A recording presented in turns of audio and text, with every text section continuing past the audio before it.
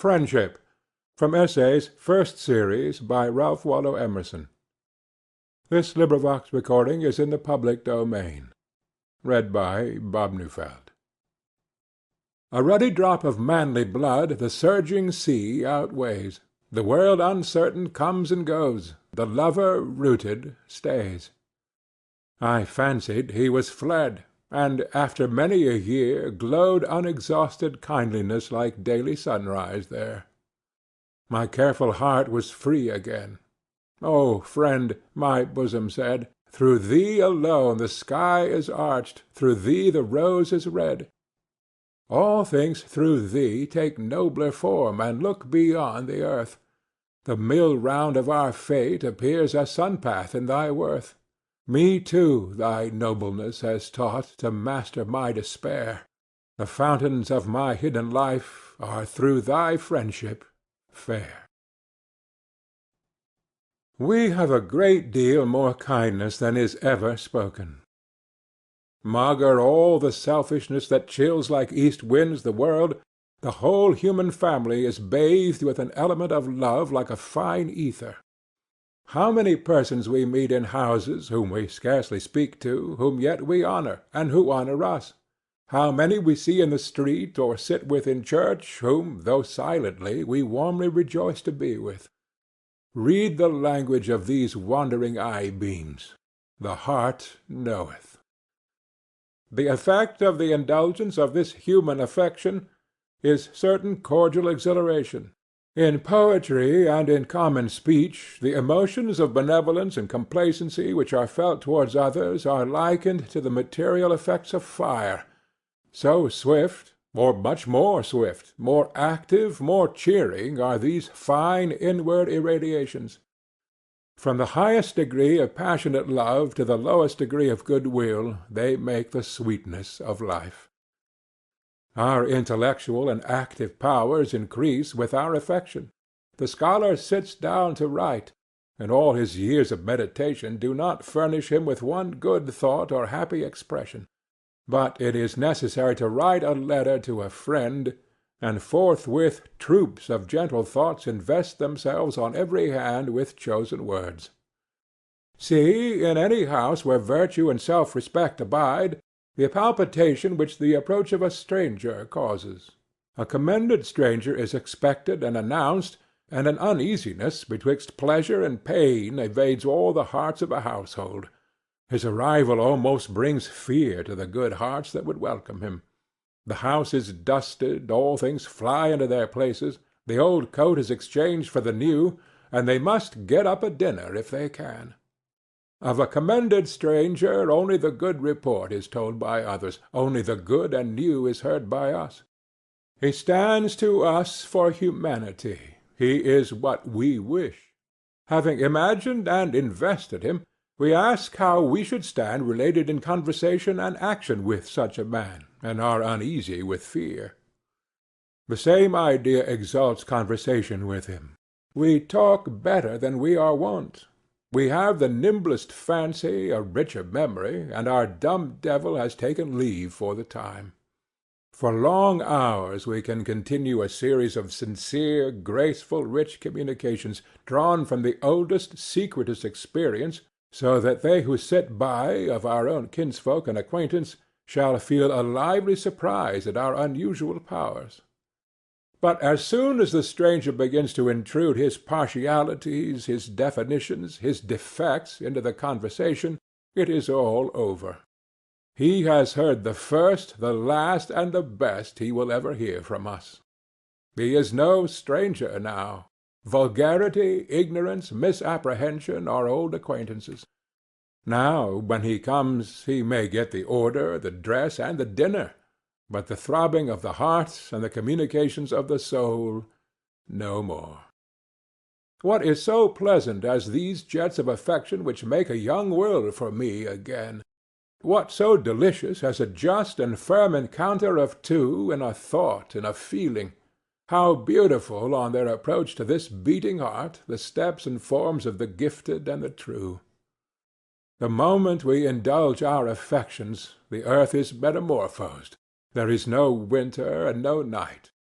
All tragedies, all ennui vanish. All duties even. Nothing fills the proceeding eternity but the forms all radiant of beloved persons. Let the soul be assured that somewhere in the universe it should rejoin its friend, and it would be content and cheerful alone for 1,000 years. I awoke this morning with devout thanksgiving for my friends, the old and the new. Shall I not call God the Beautiful, who daily showeth himself so to me in his gifts? I chide society, I embrace solitude, and yet I am not so ungrateful as not to see the wise, the lovely, and the noble-minded, as from time to time they pass my gate. Who hears me, who understands me, becomes mine, a possession for all time. Nor is nature so poor but she gives me this joy several times, and thus we weave social threads of our own, a new web of relations. And, as many thoughts in succession substantiate themselves, we shall by and by stand in a new world of our own creation, and no longer strangers and pilgrims in a traditionary globe. My friends have come to me unsought. The great God gave them to me. By oldest right, by the divine affinity of virtue with itself, I find them, or rather not I, but the deity in me and in them, derides and cancels the thick walls of individual character, relation, age, sex, circumstance, at which he usually connives, and now makes many one. High thanks I owe you, excellent lovers, who carry out the world for me to new and noble depths, and enlarge the meaning of all my thoughts. These are the new poetry of the first bard, poetry without stop, hymn, ode, and epic, poetry still flowing, Apollo and the Muses chanting still. Will these too separate themselves from me again, or some of them? I know not, but I fear it not. For my relation to them is so pure that we hold by simple affinity, and the genius of my life being thus social, the same affinity will exert its energy on whomsoever is as noble as these men and women, wherever I may be. I confess to an extreme tenderness of nature on this point. It is almost dangerous to me to crush the sweet poison of misused wine of the affections. A new person is to me a great event, and hinders me from sleep. I have often had fine fancies about persons which have given me delicious hours, but the joy ends in the day. It yields no fruit. Thought is not born of it. My action is very little modified. I must feel pride in my friend's accomplishments as if they were mine, and a property in his virtues. I feel as warmly when he is praised as the lover when he hears applause of his engaged maiden. We overestimate the conscience of our friend. His goodness seems better than our goodness, his nature finer, his temptations less. Everything that is his name, his form, his dress, books, and instruments, fancy enhances. Our own thought sounds new and larger from his mouth. Yet the systole and diastole of the heart are not without their analogy in the ebb and flow of love. Friendship, like the immortality of the soul, is too good to be believed. The lover, beholding his maiden, half knows that she is not verily that which he worships, and in the golden hour of friendship we are surprised with shades of suspicion and unbelief. We doubt that we bestow on our hero the virtues in which he shines, and afterwards worship the form to which we have ascribed this divine inhabitation. In strictness the soul does not respect men as it respects itself. In strict science all persons underlie the same condition of an infinite remoteness. Shall we fear to cool our love by mining for the metaphysical foundation of this Elysian temple? Shall I not be as real as the things I see? If I am, I shall not fear to know them for what they are. Their essence is not less beautiful than their appearance, though it needs finer organs for its apprehension. The root of the plant is not unsightly to science, though for chaplets and festoons we cut the stem short. And I must hazard the production of the bald fact amidst these pleasing reveries, though it should prove an Egyptian skull at our banquet. A man who stands united with this thought conceives magnificently of himself. He is conscious of a universal success, even though bought by uniform particular failures. No advantages, no powers, no gold or force can be any match for him. I cannot choose but to rely on my own poverty more than on your wealth. I cannot make your consciousness tantamount to mine. Only the star dazzles, the planet has a faint moon-like ray. I hear what you say of the admirable parts and tried temper of the party you praise, but I see well that for all his purple cloaks I shall not like him, unless he is at last a poor Greek like me. I cannot deny it, O friend, that the vast shadow of the phenomenal includes thee also in its pied and painted immensity, thee also, compared with whom all else is shadow. Thou art not being, as truth is, as justice is. Thou art not my soul, but a picture and effigy of that. Thou hast come to me lately, and already thou art seizing thy hat and cloak. Is it not that the soul puts forth friends as the tree puts forth leaves, and presently, by the germination of new buds, extrudes the old leaf? The law of nature is alternation for evermore. Each electrical state superinduces the opposite. The soul environs itself with friends that it may enter into a grander self-acquaintance or solitude, and it goes alone for a season that it may exalt its conversation or society. This method betrays itself along the whole history of our personal relations. The instinct of affection revives the hope of union with our mates, and the returning sense of insulation recalls us from the chase. Thus every man passes his life in the search after friendship, and if he should record his true sentiment, he might write a letter like this to each new candidate for his love. Dear friend, if I was sure of thee, sure of thy capacity, sure to match my mood with thine, I should never think again of trifles in relation to thy comings and goings. I am not very wise. My moods are quite attainable, and I respect thy genius. It is to me as yet unfathomed. Yet dare I not presume in thee a perfect intelligence of me, and so thou art to me a delicious torment. Thine ever, or never. Yet these uneasy pleasures and fine pains are for the curiosity and not for life. They are not to be indulged. This is to weave cobweb and not cloth. Our friendships hurry to short and poor conclusions because we have made them a texture of wine and dreams instead of the tough fibre of the human heart. The laws of friendship are austere and eternal, of one web with the laws of nature and of morals. But we have aimed at a swift and petty benefit, to suck a sudden sweetness. We snatch at the slowest fruit in the whole garden of God, which many summers and many winters must ripen.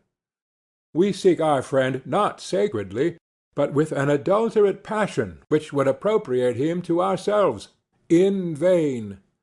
We are harmed all over with subtle antagonisms, which, as soon as we meet, begin to play, and translate all poetry into stale prose. Almost all people descend to meet.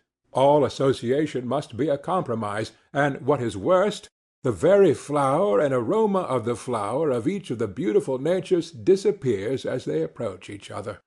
What a perpetual disappointment is actual society, even of the virtuous and gifted! After interviews have been compassed with long foresight, we must be tormented presently by baffled blows, by sudden unseasonable apathies, by epilepsies of wit and of animal spirits, in the heyday of friendship and thought. Our faculties do not play us true, and both parties are relieved by solitude. I ought to be equal to every relation.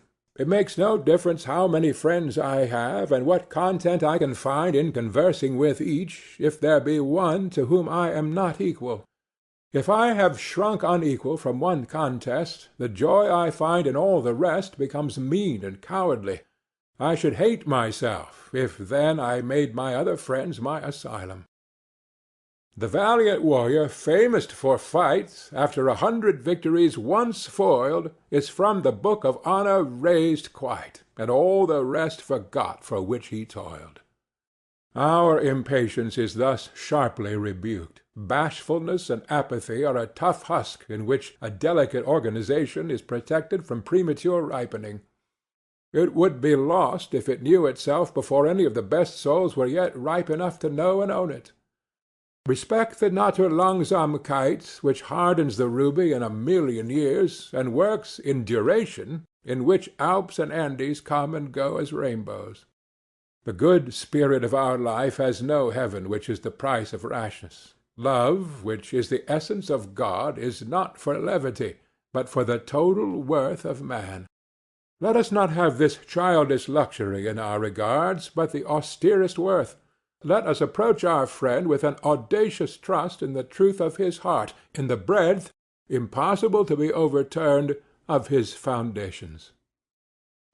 The attractions of this subject are not to be resisted, and I leave, for the time, all account of subordinate social benefit, to speak of that select and sacred relation which is a kind of absolute, and which even leaves the language of love suspicious and common, so much is this purer, and nothing is so much divine.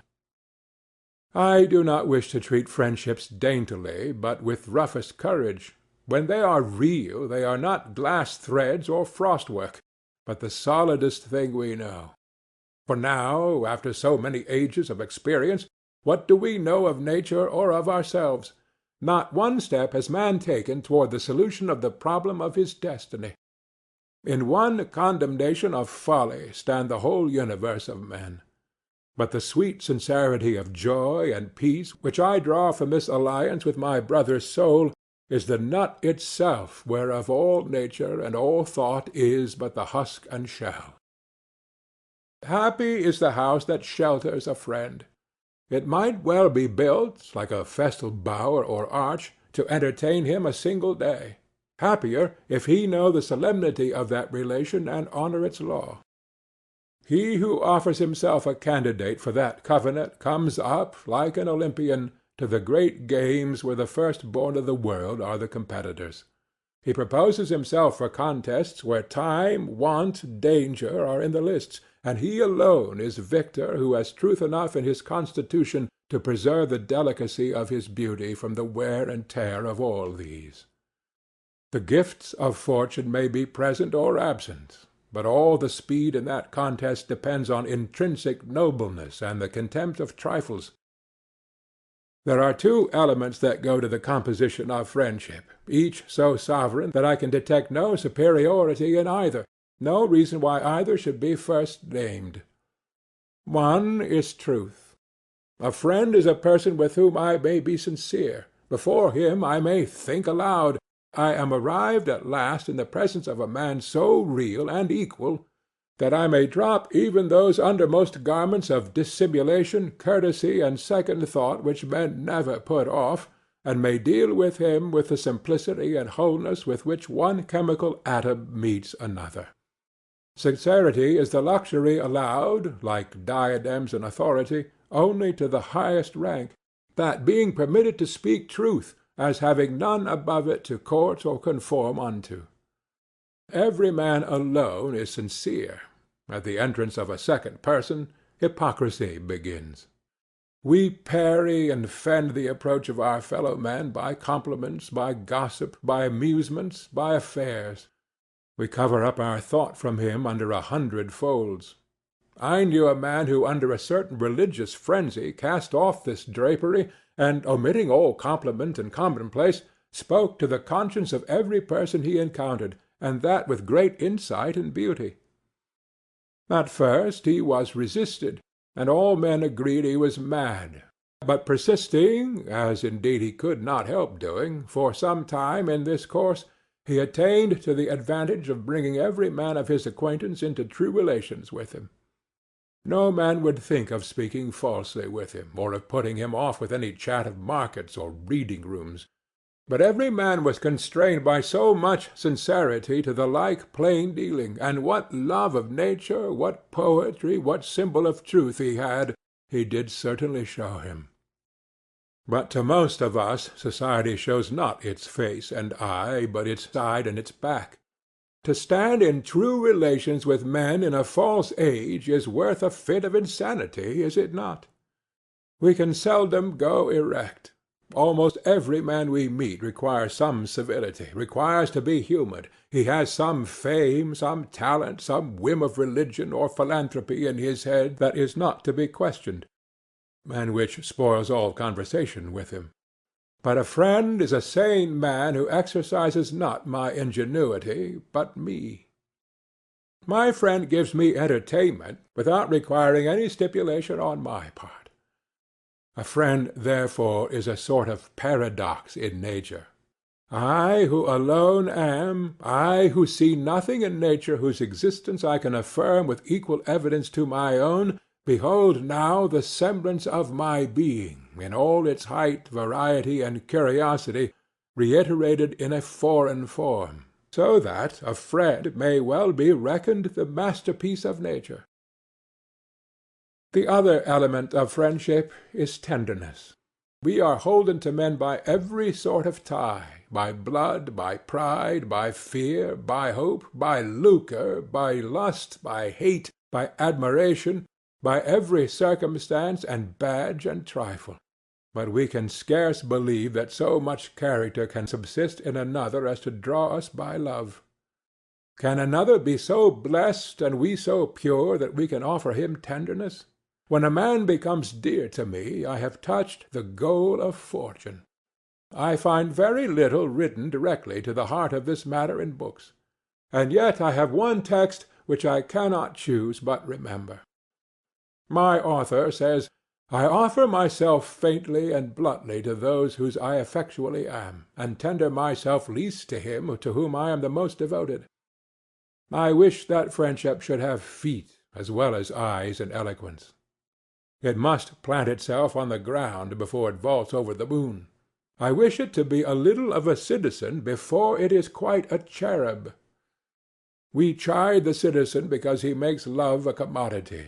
It is an exchange of gifts, of useful loans. It is a good neighborhood. It watches with the sick, it holds the pall at the funeral, and quite loses sight of the delicacies and nobility of the relation.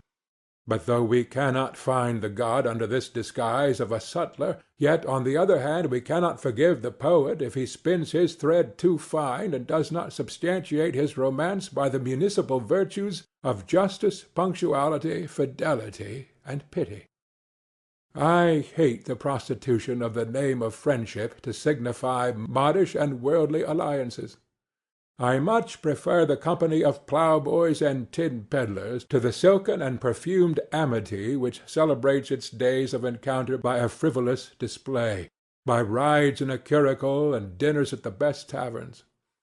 The end of friendship is a commerce the most strict and homely that can be joined, more strict than any of which we have experience. It is for aid and comfort through all the relations and passages of life and death.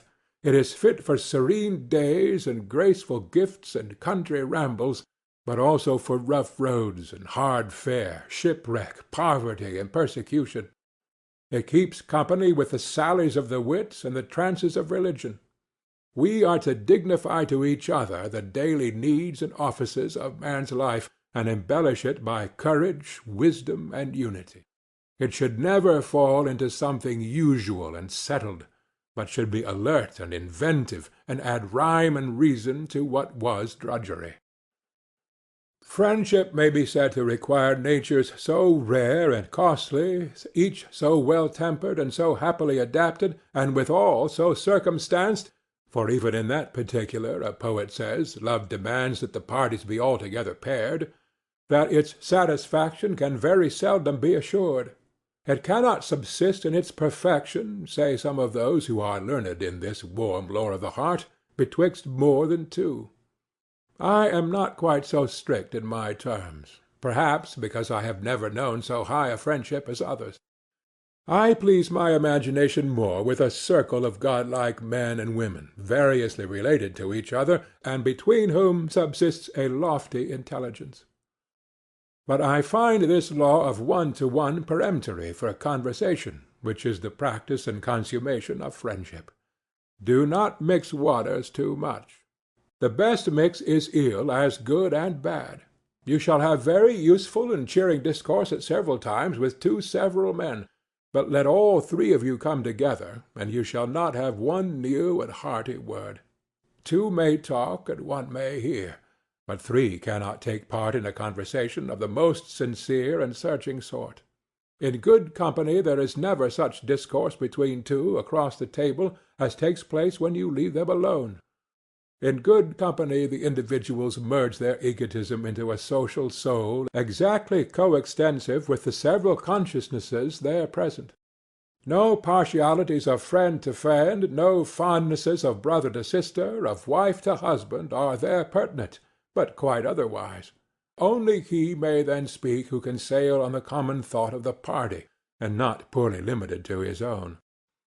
Now this convention, which good sense demands, destroys the high freedom of great conversation, which requires an absolute running of two souls into one. No two men, but being left alone with each other, enter into simpler relations. Yet it is affinity that determines which two shall converse. Unrelated men give little joy to each other, will never suspect the latent powers of each. We talk sometimes of a great talent for conversation, as if it were a permanent property in some individuals. Conversation is an evanescent relation, no more. A man is reputed to have thought and eloquence. He cannot, for all that, say a word to his cousin or his uncle. They accuse his silence with as much reason as they would blame the insignificance of a dial in the shade. In the sun it will mark the hour. Among those who enjoy his thought he will regain his tongue.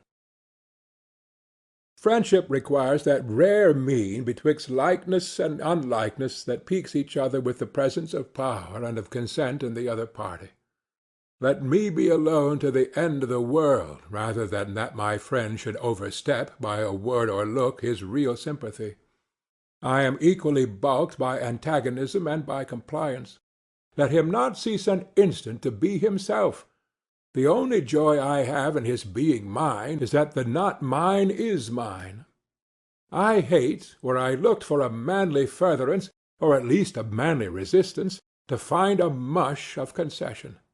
Better be a nettle in the side of your friend than his echo. The condition which high friendship demands is ability to do without it. That high office requires great and sublime parts. There must be very two before there can be very one. Let it be an alliance of two large, formidable natures, mutually beheld, mutually feared, before yet they recognize the deep identity which beneath these disparities unites them. He only is fit for this society who is magnanimous, who is sure that greatness and goodness are always economy, who is not swift to intermeddle with his fortunes. Let him not intermeddle with this. Leave to the diamond its ages to grow, nor expect to accelerate the birth of the eternal. Friendship demands a religious treatment. We talk of choosing our friends, but friends are self-elected. Reverence is a great part of it. Treat your friend as a spectacle. Of course he has merits that are not yours, and that you cannot honor if you must needs hold him close to your person. Stand aside, give those merits room, let them mount and expand. Are you the friend of your friend's buttons or of his thought? To a great heart he will still be a stranger in 1,000 particulars, that he may come near in the holiest ground. Leave it to girls and boys to regard a friend as property, and to suck a short and all-confounding pleasure instead of the noblest benefit. Let us buy our entrance to this guild by a long probation. Why should we desecrate noble and beautiful souls by intruding on them? Why insist on rash personal relations with your friend?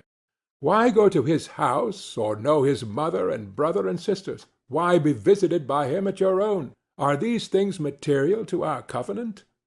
Leave this touching and clawing. Let him be to me a spirit. A message, a thought, a sincerity, a glance from him I want, but not news nor pottage. I can get politics and chat and neighborly conveniences from cheaper companions. Should not the society of my friend be to me poetic, pure, universal, and great as nature itself? Ought I to feel that our tie is profane in comparison with yonder bar of cloud that sleeps on the horizon, or that clump of waving grass that divides the brook? Let us not vilify, but raise it to that standard. That great defying eye, that scornful beauty of his mien and action, do not pique yourself on reducing, but rather fortify and enhance. Worship his superiorities. Wish him not less by a thought, but hoard and tell them all. Guard him as thy counterpart. Let him be to thee for ever a sort of beautiful enemy, untamable, devoutly revered, and not a trivial conveniency to be soon outgrown and cast aside. The hues of the opal, the light of the diamond, are not to be seen if the eye is too near. To my friend I write a letter, and from him I receive a letter. That seems to you a little. It suffices me. It is a spiritual gift worthy of him to give and of me to receive. It profanes nobody. In these warm lines the heart will trust itself as it will not to the tongue, and pour out the prophecy of a godlier existence than all the annals of heroism have yet made good. Respect so far the holy laws of this fellowship as not to prejudice its perfect flower by your impatience for its opening. We must be our own before we can be another's. There is at least this satisfaction in crime, according to the Latin proverb, you can speak to your accomplice on even terms. Crimen quos inquinat equat. To those whom we admire and love, at first we cannot. Yet the least defect of self-possession vitiates, in my judgment, the entire relation. There can never be deep peace between two spirits, never mutual respect, until in their dialogue each stands for the whole world. What is so great as friendship, let us carry with what grandeur of spirit we can. Let us be silent, so we may hear the whisper of the gods. Let us not interfere. Who set you to cast about what you should say to the select souls, or how to say anything to such? No matter how ingenious, no matter how graceful and bland, there are innumerable degrees of folly and wisdom, and for you to say aught is to be frivolous. Wait, and thy heart shall speak. Wait until the necessary and everlasting overpowers you, until day and night avail themselves of your lips. The only reward of virtue is virtue. The only way to have a friend is to be one. You shall not come nearer a man by getting into his house. If unlike, his soul only flees the faster from you, and you shall never catch a true glance of his eye. We see the noble afar off, and they repel us. Why should we intrude? Late, very late, we perceive that no arrangements, no introductions, no consuetudes or habits of society would be of any avail to establish us in such relations with them as we desire. But solely the uprise of nature in us to the same degree it is in them. Then shall we meet as water with water, and if we should not meet them then, we shall not want them, for we are already they. In the last analysis, love is the only reflection of a man's own worthiness from other men. Men have sometimes exchanged names with their friends, as if they would signify that in their friend each loved his own soul. The higher the style we demand of friendship, of course the less easy to establish it with flesh and blood. We walk alone in the world. Friends such as we desire are dreams and fables. But a sublime hope cheers ever the faithful heart that elsewhere, in other regions of the universal power, souls are now acting, enduring, and daring which can love us and which we can love. We may congratulate ourselves that the period of nonage, of follies, of blunders, and of shame is past in solitude, and when we are finished men we shall grasp heroic hands in heroic hands. Only be admonished by what you already see, not to strike leagues of friendship with cheap persons where no friendship can be. Our impatience betrays us into rash and foolish alliances which no god intends. By persisting in your path, though you forfeit the little, you gain the great. You demonstrate yourself so as to put yourself out of the reach of false relations, and you draw to you the firstborn of the world, those rare pilgrims whereof only one or two wander in nature at once, and before whom the vulgar great show as spectres and shadows merely. It is foolish to be afraid of making our ties too spiritual, as if so we could lose any genuine love. Whatever correction of our popular views we make from insight, nature will be sure to bear us out in, and though it seem to rob us of some joy, will repay us with a greater. Let us feel, if we will, the absolute insulation of man. We are sure that we have all in us. We go to Europe, or we pursue persons, or we read books, in the instinctive faith that these will call it out and reveal us to ourselves. Beggars all. The persons are such as we. The Europe, an old fabled garment of dead persons. The books, their ghosts. Let us drop this idolatry. Let us give over this mendicancy. Let us even bid our dearest friends farewell and defy them, saying, "Who are you? Unhand me. I will be dependent no more." Ah, seest thou not, O brother, that thus we part only to meet again on a higher platform, and only be more each other's because we are more our own? A friend is Janus-faced. He looks to the past and the future. He is the child of all my foregoing hours, the prophet of those to come, and the harbinger of a greater friend. I do then with my friends as I do with my books. I would have them where I can find them, but I seldom use them. We must have society on our own terms, and admit or exclude it on the slightest cause. I cannot afford to speak much after my friend. If he is great, he makes me so great that I cannot descend to converse. In the great days presentiments hover before me in the firmament. I ought then to dedicate myself to them. I go in that I may seize them. I go out that I may seize them.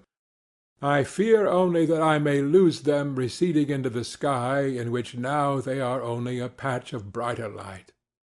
Then, though I prize my friends, I cannot afford to talk with them and study their visions, lest I lose my own. It would indeed give me a certain household joy to quit this lofty seeking, this spiritual astronomy or search of stars, and come down to warm sympathies with you. But then I know well I shall mourn always the vanishing of my mighty gods. It is true, next week I shall have languid moods when I can well afford to occupy myself with foreign objects. Then I shall regret the lost literature of your mind, and wish you were by my side again. But if you come, perhaps you will fill my mind only with new visions, not with yourself, but with your lustres, and I shall not be able any more than now to converse with you. So I will owe to my friends this evanescent intercourse. I will receive from them not what they have, but what they are. They shall give me that which properly they cannot give, but which emanates from them. But they shall not hold me by any relations less subtle and pure. We will meet as though we met not, and part as though we parted not. It has seemed to me lately more possible than I knew to carry a friendship greatly on one side without due correspondence on the other. Why should I cumber myself with regrets that the receiver is not capacious? It never troubles the sun that some of his rays fall wide and vain into ungrateful space, and only a small part on the reflecting planet. Let your greatness educate the crude and cold companion. If he is unequal, he will presently pass away. But thou art enlarged by thy own shining, and, no longer a mate for frogs and worms, dost soar and burn with the gods of the empyrean. It is thought a disgrace to love unrequited, but the great will see that true love cannot be unrequited. True love transcends the unworthy object, and dwells and broods on the eternal, and when the poor interposed mask crumbles, It is not sad, but feels rid of so much earth, and feels its independency the surer. Yet these things may hardly be said without a sort of treachery to the relation. The essence of friendship is entireness, a total magnanimity and trust. It must not surmise or provide for infirmity. It treats its object as a god, that it may deify both. End of Friendship.